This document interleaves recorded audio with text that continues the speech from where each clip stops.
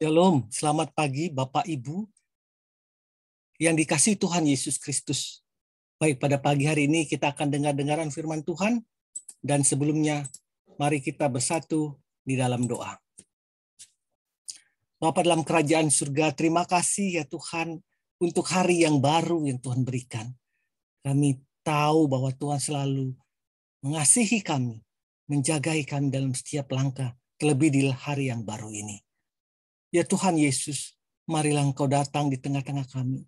Beracarlah Engkau seluas-luasnya dalam roh kami, agar kami memperoleh hikmat marifat yang daripada-Mu itu Tuhan, dalam kami melangkah pada hari ini. Berbicaralah Engkau ya Bapa, kami telah siap untuk mendengarkan suara Tuhan. Di dalam nama Tuhan Yesus, kami telah berdoa. Amin.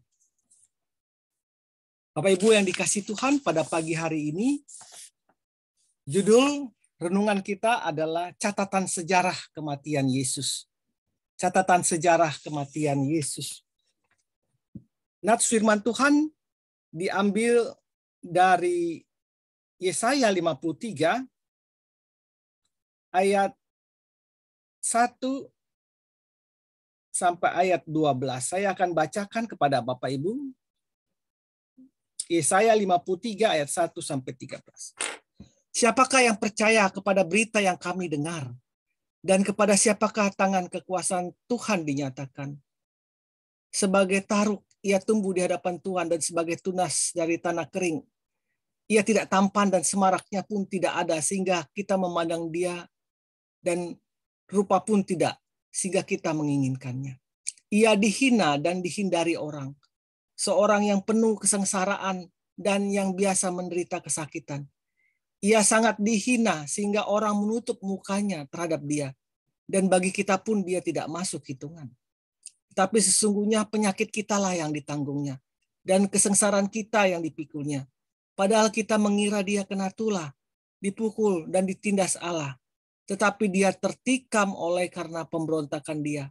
Dia diremukan oleh kejahatan kita. Ganjaran yang mendatangkan keselamatan bagi kita ditimpakan kepadanya. Dan oleh bilur-bilurnya kita menjadi sembuh. Kita sekalian sesat seperti domba. Masing-masing kita mengambil jalannya sendiri. Tetapi Tuhan telah menimpakan kepadanya kejahatan kita sekalian. Dia dianiaya, tetapi dia membiarkan diri ditindas. Dan tidak membuka mulutnya. Seperti anak domba yang dibawa ke pembantaian. Seperti induk domba yang keluh di depan orang-orang yang menggunting bulunya. Ia tidak membuka mulutnya. Sesudah penahanan dan penghukuman ia terambil, dan tentang nasibnya siapakah yang memikirkannya? Sungguh, ia terputus dari negeri orang-orang hidup, dan karena pemberontakan umatku, ia kena tulah. Orang menempatkan kuburnya di antara orang-orang fasik, dan dalam matinya ia ada di antara penjahat-penjahat, sekalipun ia tidak berbuat kekerasan dan tipu tidak ada dalam mulutnya. Tetapi Tuhan berkehendak meremukan dia dengan kesakitan. Apabila ia menyerahkan dirinya sebagai korban penebus salah, ia akan melihat keturunannya, umurnya akan lanjut, dan kehendak Tuhan akan terlaksana olehnya. Sesudah kesusahan jiwanya, ia akan melihat terang dan menjadi puas. Dan hambaku itu sebagai orang yang benar akan membenarkan banyak orang oleh hikmatnya, dan kejahatan mereka dia pikul. Sebab itu aku akan membagikan kepadanya orang-orang besar sebagai rampasan, dan ia akan memperoleh orang-orang kuat sebagai jarahan, yaitu sebagai ganti karena ia telah menyerahkan nyawanya ke dalam maut, dan karena ia terhitung di antara pemberontak-pemberontak, sekalipun ia menanggung dosa banyak orang dan berdoa untuk pemberontak-pemberontak. Demikianlah firman Tuhan, Yesaya 53 ayat 1 sampai dengan 12. Bapak Ibu yang dikasihi Tuhan,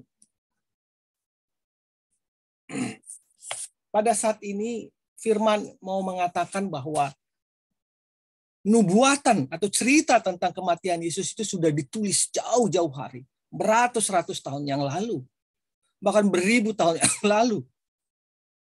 Seperti di Yesaya 53 ayat 1 sampai 12 yang baru kita baca tadi. Bahwa itulah gambaran Yesus sendiri yang tidak bersalah dan menanggung segala dosa kita. Bukan itu saja, banyak sekali catatan sejarah dalam firman Tuhan yang menyatakan bahwa Yesus akan mati dan menebus dosa kita.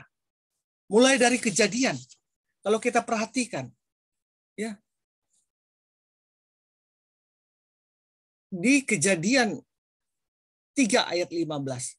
Aku akan mengadakan permusuhan antara engkau dengan perempuan ini, antara keturunanmu dengan keturunannya. Keturunannya akan meremukkan kepalamu, dan engkau akan meremukkan tumitnya. Itu adalah perkataan Allah kepada ular, ya, bahwa Tuhan akan mengadakan permusuhan antara ular dengan perempuan ini, atau antara ular dengan manusia. Manusia akan meremukkan kepala ular hingga hancur, tapi ular akan meremukkan tumit manusia itu. Di mana Yesus mati di kayu salib untuk menghancurkan si iblis.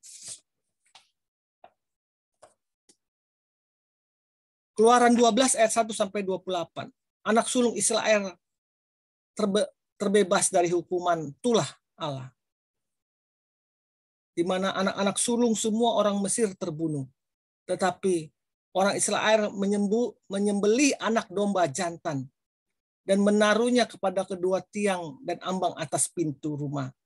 Bukan itu menggambarkan bahwa anak domba darah itu adalah Yesus sendiri, dan di ambang pintu itu adalah salib itu. Itu adalah gambaran dari nubuatan akan kematian Yesus. Bilangan 21 ayat 9. Musa membuat ular tembaga dan menaruhnya pada tiang.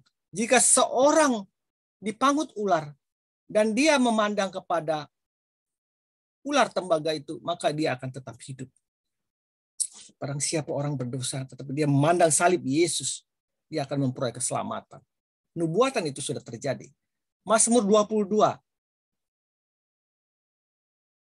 Kita akan baca itu tentang kalimat Allahku, Allahku, mengapa engkau meninggalkan aku? Bukankah itu terjadi pada waktu Yesus di kayu salib?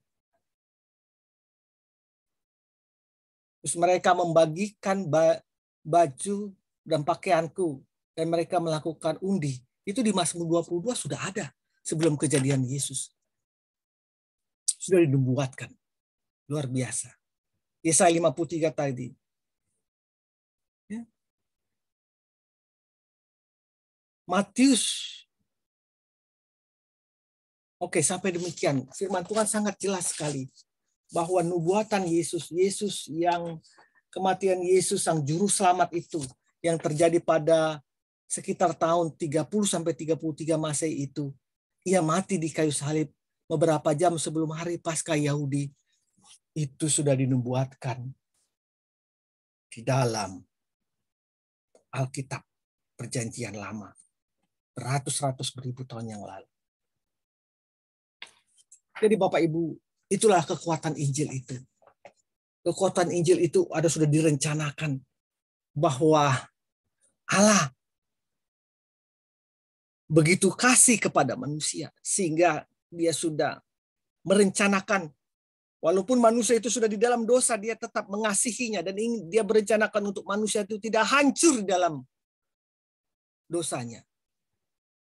Dan dia turun menjadi manusia. Mengapa dia menjadi manusia? Karena dengan menjadi manusialah dia boleh bisa melakukan kehendaknya.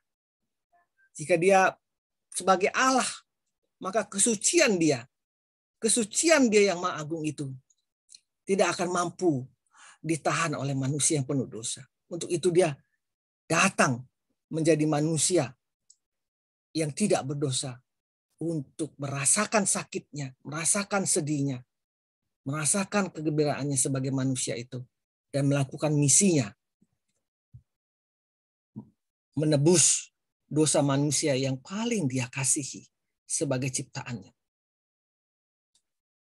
Dia rela mati di kayu salib menanggung dosa kita.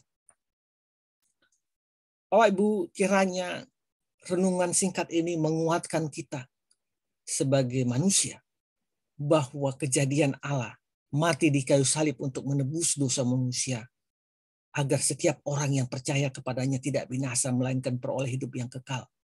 Itu bukanlah rancangan Allah yang mendadak, tetapi itu adalah rancangan Allah sejak awal manusia itu jatuh ke dalam dosa, Allah sudah merancangkan bahwa suatu kelak manusia ciptaan yang Dia kasih itu kembali kepadanya. Itu bagi setiap ciptaannya yang percaya kepadanya. Bapak Ibu yang dikasih Tuhan, begitu besar kasih Allah kepada kita. Untuk itu, sudahkah kita meresapi, menghayati kasih itu dalam hidup kita? Dan sudahkah kita melakukan sukacita kasih itu melalui perbuatan kita kepada sesama kita? Selamat menjelang Paskah, selamat menjelang Jumat Agung. Tuhan Yesus memberkati kita semua. Amin.